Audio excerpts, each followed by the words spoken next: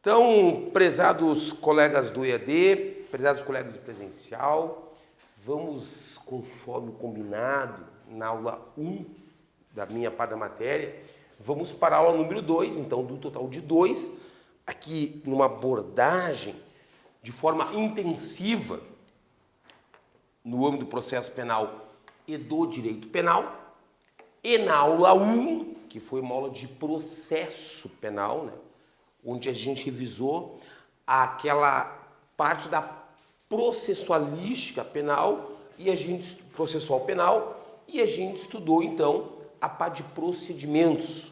Leia-se a forma pela qual desenvolve-se o processo, desde o momento que o indivíduo comete o crime até o momento que ele vai executar a pena. E nós, na aula 1, situamos o aluno que está se preparando para a prova da OAB, no âmbito da primeira fase, ele se situar dentro do processo, dentro do Código de Processo Penal e de leis processuais penais, para orientar o seu estudo. Então, certamente, a aula de procedimentos ela é muito importante porque ela te situa dentro de todo o processo e tu saberes, né, o que pensar dali para estudar. Muito bem. Esta aula número 2, que está ao meu cargo, é uma aula de direito penal, ou seja, é uma aula de direito criminal, direito material, e trata de uma revisão dos crimes em espécie, mas quero também, ao final da aula, fazer uma indicação de leis penais especiais, ok? Então, nosso assunto de hoje está aqui, ó, crimes em espécie, tá? Então, para aqueles que nos seguem, obviamente, segundo o Código Penal, abram-no, por gentileza, no artigo 121. 121. Lá começam os chamados crimes em espécie. Muito bem. Então, vindo aqui, ó, vou botar aqui que é melhor. Vamos aqui. Então, uma introdução ao nosso estudo de revisão dos crimes em espécie. Muito bem. Quando eu vou estudar o direito penal via Código Penal, o que eu estudo de direito penal? Crimes e penas. O direito material. Muito bem. E, na verdade, eu estudo esse direito material no âmbito do Código Penal, Decreto-Lei 2848 de 1940, que ele é um decreto-lei, mas em face do artigo 22, inciso 1 da Constituição, que exige lei em matéria penal, lei ordinária do Congresso Nacional, o Código Penal, apesar de ser um decreto-lei, ele foi recepcionado pela Ordem Constitucional de 88 com status de lei ordinária. Tanto que não cabe medida provisória em matéria penal, porque em matéria penal exige-se lei ordinária, princípio da reserva legal do Congresso Nacional. Repito, artigo 22, inciso 1 da Constituição. E a própria Constituição Federal, no artigo 62, parágrafo 1º, inciso 1, a linha B, veda expressamente a edição de medidas provisórias em matéria penal, em alusão ao princípio da reserva legal. Muito bem. Só que nós temos regras de direito penal em leis especiais, fora do Código. Leis penais extravagantes, leis penais especiais. Muito bem. Trabalhando no âmbito do Código Penal, eu tenho a parte geral dele, e a OAB faz questões sobre a parte geral do direito penal, e tem também a parte especial dele, os crimes em espécie.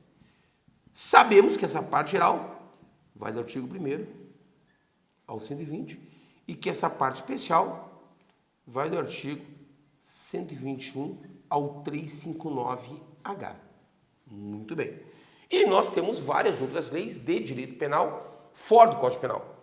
O que é o foco da aula? Isso aqui, ó. uma revisão dos crimes em espécie. Né? Parte geral fica com o professor Davi André. E depois vamos falar um pouco sobre algumas leis especiais que tu tens que ler, conhecê-las para efeito de tipificação penal, ok? Mas só para orientar o meu aluno aqui, ó, quando você vai para a parte geral, né? Aqui entrando um pouquinho na aula, na matéria do professor Davi André, o que você estuda na parte geral para te orientar para a OAB? Os princípios de direito penal, que volta e meia temos uma pergunta, princípios que tu pegas geralmente na doutrina, fragmentariedade, princípio de intervenção mínima, tá? Da ofensividade, lesividade, coculpabilidade, alteridade, muito bem. Depois você entra no Código Penal, não é o que mais é cobrado, e você estuda o 1º ao 12, a chamada aplicação da lei penal. Quem está acompanhando pelo Código, eu sempre gosto de orientar o aluno nesse sentido, né? São aquelas regras do 1º ao 12 que nos orientam a interpretar e aplicar a lei penal brasileira, né? Regras de introdução, tá? Depois, pessoal, uma matéria muito importante para a OAB, que é o 13 ao 28, a teoria geral do crime, a teoria geral do delito, muito questionado nas provas de primeira fase. Então, quando você estuda essas normas gerais sobre os crimes, você começa aqui a estudar o conceito de crime, que o professor Davi André revisa, onde crime é um fato típico, antijurídico e culpável. Saber quais são os requisitos do fato típico, quais são as causas que afastam tipicidade, quais são as causas que afastam antijuridicidade, quais são os requisitos da culpabilidade e quais são as causas que afastam a culpabilidade, tá? E você estuda aqui a tentativa de direito penal, que cai na prova da OAB, a chamada desistência voluntária e arrependimento eficaz, o chamado crime impossível, o arrependimento posterior, a figura do erro de tipo e do erro de proibição, que também é cobrado na prova da OAB. Então, assim, ó, pessoal, o cerne da parte geral está aqui, ó. Você entender essas normas gerais sobre os crimes. A partir daí, volta e meia temos uma questão sobre concurso de pessoas, tá? 29 ao 31, saber o que é autor de um crime, o que é coautor, o que é partícipe, a teoria monista da ação, ok? E depois você parte para a aplicação da pena. Aí você estuda do 32 ao 120 do Código Penal. Lembrando que o magistrado, quando vai aplicar a pena do réu na sentença, ele adota o sistema, que já quero na prova da OAB, o sistema trifásico. Ele passa por 3 fases. Ele calcula a pena base do réu, lastreado no artigo 59 do Código, de onde ele vai partir. Calculada a pena base, ele parte para a segunda fase, para chegar na pena provisória. Aí ele vê se incidem agravantes ou atenuantes, artigo 61, 62 e 65 do Código Penal. Aí ele chega na pena provisória, aí ele vê se incidem majorantes ou minorantes, aí chega na pena definitiva. Joebert, qual é a diferença básica entre agravante e atenuante, majorante e minorante? As agravantes e as atenuantes, que a OAB pergunta, estão no artigos 61, 62, 65 do Código Penal. E elas incidem na segunda fase do cálculo da pena. E não tem, nesses artigos, de quanto que vai agravar a pena base ou de quanto que ele vai atenuar. Isso é uma liberdade do magistrado, desde que ele respeite o máximo de pena no tipo penal e o mínimo. Aí ele chega numa pena chamada provisória.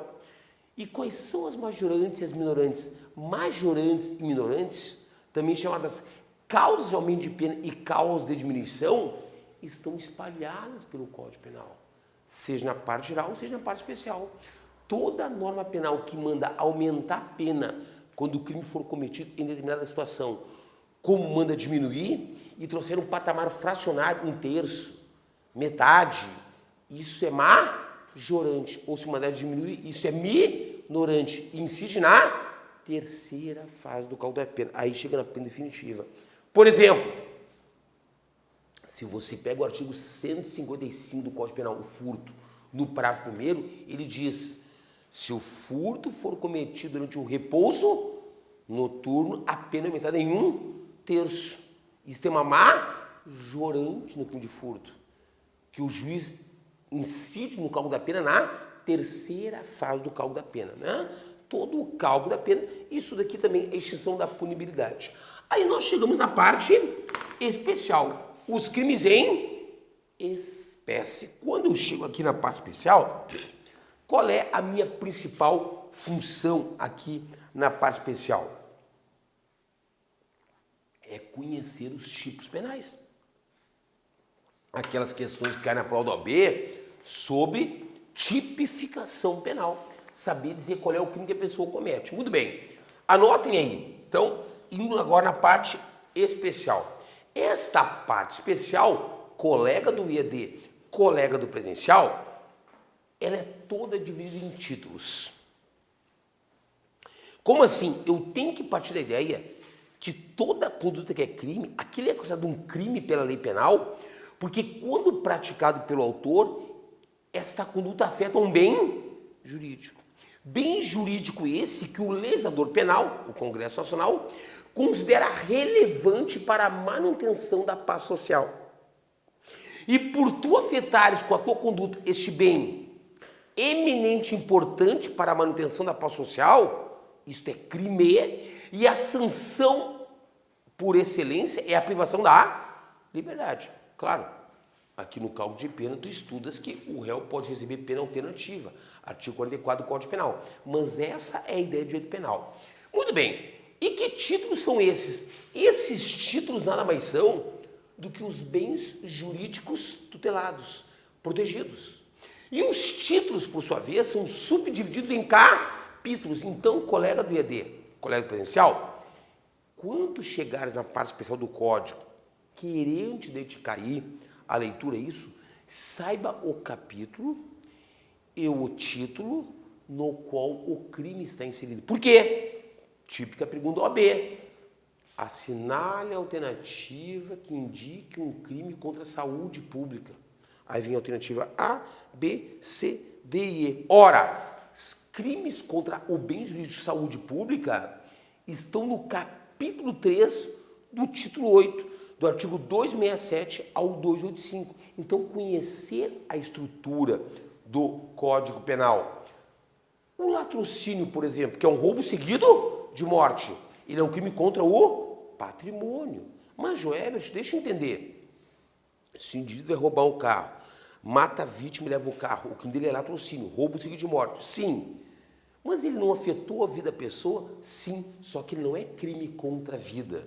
Porque os crimes contra a vida são do 121 ao 128. Capítulo 1 do título 1. O latrocínio, que é um 157 para terceiro, está no título 2, crime contra o patrimônio, porque o dolo inicial ali do autor é patrimonial. Por isso que latrocínio não vai a júri popular, porque só vai a júri popular nos termos do artigo 5º, inciso 38 da Constituição, os crimes dolosos contra a vida. E quais são os dolosos contra a vida? Se tu abrir o artigo 121 do Código Penal, está escrito, crimes contra a vida. Ele é o capítulo 1 do título 1 e vai do 121 ao 128. Quais são os crimes dolosos contra a vida? Homicídio doloso, induzimento ao suicídio, infanticídio e aborto. Só esses 4. Não? Por que o estupro qualificado pela morte não vai a júri popular? Porque o estupro qualificado pela morte está no 213, parágrafo 2º. Ele está no título 6 do Código Penal. Ele é um crime contra a dignidade sexual e não crime doloso contra a vida, ok? Então, repito, conheçam a estrutura do Código Penal para enfrentar uma questão que te pergunte sobre o crime em espécie, qual o bem jurídico tutelado. Muito bem. Dito isso, qual é a divisão do Código Penal brasileiro? Ele tem 11 títulos. O título 1... O título 1 trata dos crimes contra a pessoa. Lembrando que os títulos são subdivididos em capítulos. Quais são os crimes contra a pessoa? O 121 até o artigo 154B do Código Penal. Depois, colega do EAD, colega do presencial, para a tua prova da ordem, eu entro no título 2. Crime contra patrimônio, muito cobrado. Quais são os crimes contra patrimônio? Começa no furto e vai até o 183. Artigo 155 ao 183 do Código Penal. Por isso que eu falei ao colega do EAD e eu do presencial que o latrocínio, que é um roubo seguido de morte, artigo 157, parágrafo 3º do Código Penal, ele está no título 2 do Código Penal. Ele é um crime contra patrimônio e não um crime contra a vida, que são aqueles, repito, do 121 ao 128 do Código Penal. Aí você entra no título 3. Os chamados crimes contra a propriedade imaterial, como violação de direito autoral, a violação de direito autoral qualificada, por exemplo, a venda de DVD pirata, entra aqui, ó, no 184, parágrafo 2º, vai do artigo 184 até o 186 do Código Penal. Crimes contra a propriedade imaterial.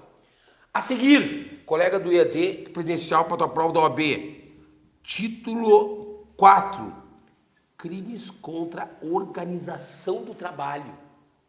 Quais são os crimes contra o bem jurídico, organização do trabalho? Artigo 197 ao 207 do Código Penal. Depois, título 5, os crimes contra o sentimento religioso e o respeito aos mortos. Título 5, artigo 208 a 212 do Código Penal. Depois, título 6.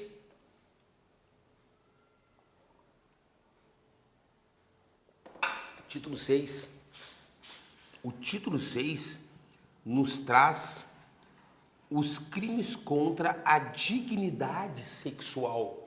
Começa no estupro, 213, e vai até o artigo 234B. Depois, título 7, crimes contra a família.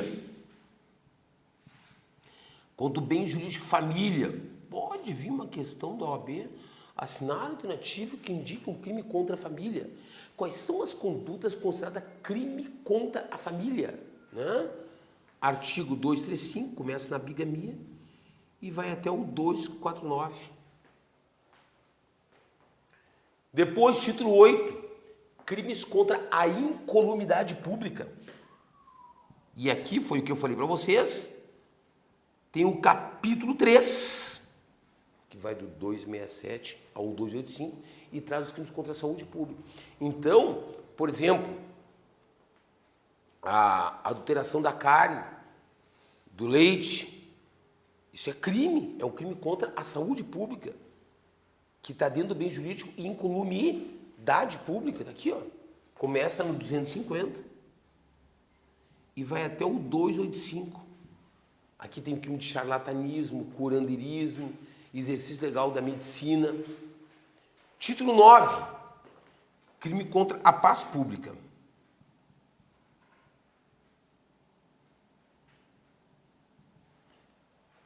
Começa ali no 286, incitação ao crime, e vai até o 288A. E tu tens aqui no 288 um crime muito importante chamado associação criminosa. Associação criminosa. Título 10. Os crimes contra a fé pública. Aqui entram os crimes de falsificação de documentos, né? Falsificação do documento público, falsificação do documento particular, falsidade ideológica, uso de documento falso, falsa identidade, começa no 289, que é o crime de moeda falsa, e vai até o 311A, fraude em certame de interesse público, vazar um gabarito de um concurso, entra aqui no 311A. E por último, o título 11, que são os crimes contra a administração pública. Que vai do 312, começa aqui o crime de peculato, até o 359H. Terminou o Código Penal. Tá? Terminou o Código Penal. Então, a nossa ideia agora é falar sobre alguns desses tipos penais.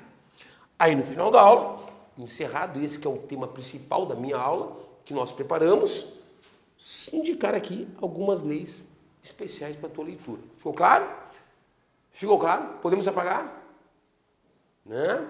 Então, nós vamos começar pelo título 1 ali. O que nós temos de mais relevante, colega da OAB, colega presencial, no título 1.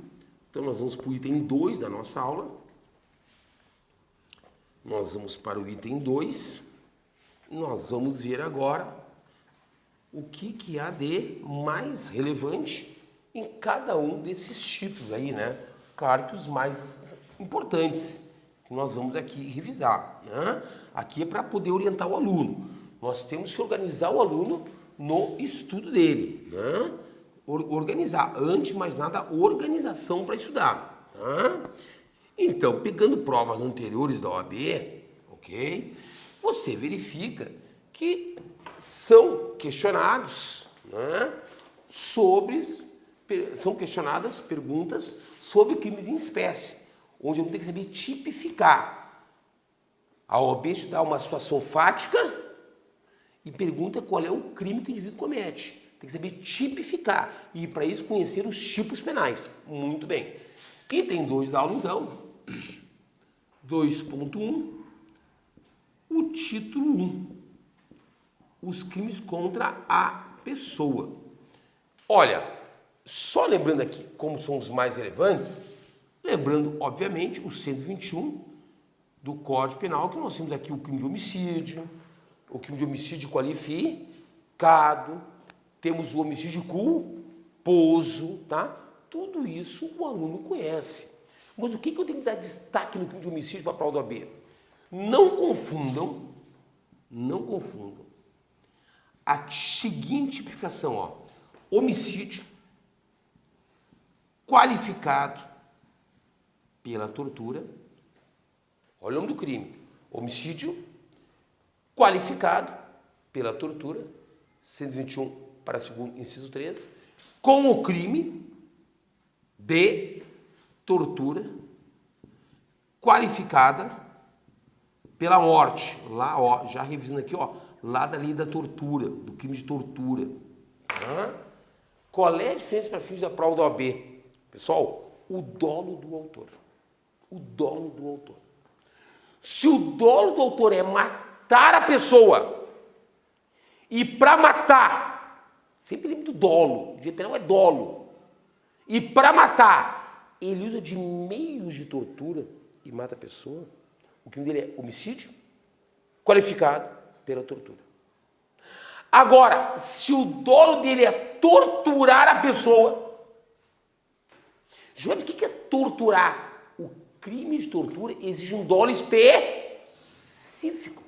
Cito abrir o artigo 1º da Lei 9.455/97. Torturar é, por exemplo, constranger alguém, mediante violência ou ameaça, a um intenso sofrimento físico-mental, com a intenção de obter uma confissão, por discriminação racial ou religiosa, ou obrigar a pessoa a cometer um crime. Então, se o dolo dele é, por exemplo, torturar, ele tortura, e culposamente acaba matando a pessoa, o crime dele é tortura qualificada pela morte. Tá? Ficou claro? Então, saber a diferente tipificação. Ainda no título 1, quero dar um destaque ao 122. Por quê? O 122 é o crime de induzimento, instigação ou auxílio ao suicídio. É crime pelo 122, acompanhe aí, a conduta de induzir, instigar ou auxiliar, fornecer o meio material para pessoas suicidárias. Se tu olhares a pena deste crime, ela é 1 a 3, fala aí, ó, 1 a 3 se a vítima ficar com uma lesão grave, ou 2 a 6 se alcançar a morte. Então, este penal é uma exceção, por quê? Porque no preceito secundário da norma, na pena, ele vincula a pena a um resultado. Ora, se não há pena, não há crime. Qual é a ideia? Se o autor induzir alguém ao suicídio, se o autor instigar alguém ao suicídio, se o autor auxiliar alguém ao suicídio, e a vítima vai lá e tenta suicídio, e ela fica com uma lesão leve, ou sem lesão, qual é a pena para quem induziu, instigou ou auxiliou? Nenhuma. Aí o fato é atípico. Então, induzimento ao suicídio, instigação ao suicídio e auxílio ao suicídio só será considerado crime se a vítima ficar com uma lesão corporal grave. O que é lesão corporal grave? 129, parágrafo 1º, parágrafo 2º do Código Penal, ou se ela alcançar a morte. Tá? Ficou claro? Tá? Por isso que isso não comporta a forma tentada. Por quê? Porque a pena, o Código vincula a pena a determinado resultado, senão o resultado não há pena. Tá? Muito bem. O 123 é de todos conhecido, o crime de infanticídio, né? Que é uma norma penal especial em relação ao homicídio, né? Que é quando a mãe está sob a influência do estado puerperal, né? E mata o filho durante o parto ou logo após o parto. Né? Preenchendo essas elementares do tipo, o crime é infanticídio. Não preenchendo essas elementares, ela responde por homicídio, podendo ser até, obviamente, qualificado lá do parágrafo 2º, ok? Do 121, parágrafo 2º. Colegas, do 124 ao 128, tu tens as formas do aborto. E tu tens que lembrar, pela parte geral do Código Penal, o artigo 18, parágrafo único, que todo crime é regra doloso. Para existir um crime na forma culposa, tem que haver previsão expressa na lei da forma culposa. Se tu olhares aqui as formas do aborto, né, não há previsão do aborto culposo. Então o aborto é um crime doloso. Então, se uma gestante culposamente, como assim culposamente? Por uma imprudência, né, acaba causando um aborto em si mesma, tomou lá um remédio para dor de cabeça, né, que também poderia causar o aborto, mas ela foi negligente, não lê a bula do remédio e acabou causando aborto, ela responde por um aborto, o caso dela é um aborto culposo, o fato é atípico, não é crime, porque aborto é uma conduta dolosa. E tu tens que saber, então, tá, que o aborto é uma exceção à teoria monista da ação. Ora, quando tu estuda concurso de pessoas no Código Penal, o que diz o 29 do Código Penal? Todos que com suas condutas contribuem para o mesmo resultado vão responder penalmente pelo mesmo tipo penal. Se A, B, C e D se reúnem para matar E e matam, o A, o B, o C e o D vão responder pelo mesmo tipo penal. O que vai ser diferente para cada um é a pena. Então, quanto ao concurso de pessoas, vigora no direito penal a chamada teoria monista da ação. Tá? Só que o aborto é uma exceção à teoria monista da ação. Por quê? Vou dar o seguinte caso. Se uma gestante procura uma clínica abortiva para fazer o aborto, ok? E ela faz o aborto e o médico faz o aborto nela. Tu não tem aqui a gestante e o médico com suas condutas afetando o mesmo bem jurídico? A vida do feto? Sim. Só que eles respondem por crimes distintos. A gestante tem um crime dela chamada o autoaborto. Ela responde pelo 124, que a pena é 1 a 3. É crime consentir que alguém lhe provoque o aborto. Ela responde por isso aqui, ó. E o médico fez o aborto nela, responde pelo 126. É crime provocar o aborto na gestante com o seu consentimento. E a pena é 1 a 4. Então tu vês, aqui cada uma responde por um tipo penal. São duas pessoas com suas condutas afetando simultaneamente o mesmo bem jurídico, mas não vão responder pelo mesmo crime, pelo mesmo tipo, porque a lei prevê um crime para cada um.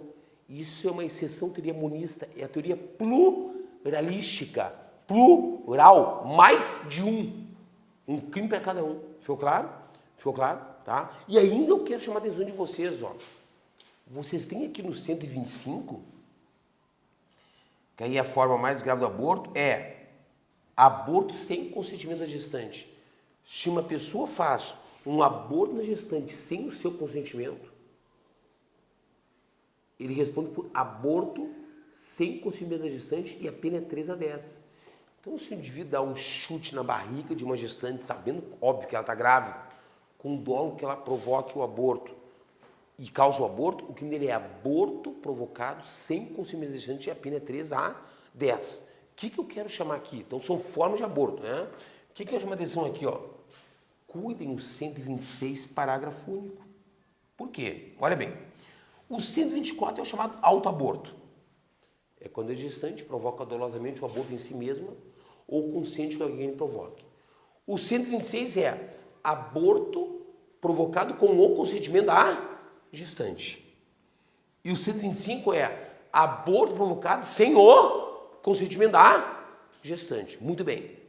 Cuidem o 126, parágrafo único. Ele diz: se a gestante que consente com o aborto é menor de 14 anos, por exemplo, ou esse consentimento foi obtido, por exemplo, mediante fraude, quem faz o aborto nela responde como se fosse um aborto sem o consentimento da gestante, que é mais grave. Então, se uma gestante de 13 anos procura uma clínica abortiva e o médico lá dessa clínica faz o aborto nela, o médico vai responder, sabedor da idade dela, vai responder como se fosse aborto sem o consentimento, por foro do artigo 126, parágrafo único do Código Penal. Tá? Depois aqui o 127 traz uma forma qualificada do aborto. E o 128, pessoal, ele fala o seguinte, ó. Não há crime de aborto quando o autor, praticado por médico, quando o aborto é o único meio de salvar a vida da gestante, ou quando o aborto proveio, ou quando a gravidez proveio de um estupro. Sempre que tu estiver estudando direito penal, parte especial, e tu te deparares com uma norma autorizando uma conduta, aquilo é chamado causa especial, porque está na parte especial do Código, de exclusão da ilicitude do fato, da antijuridicidade. Aí na hipótese não há crime por parte do autor. Tá? Então o 128 é uma causa especial de exclusão da ilicitude do fato, no aborto, ok?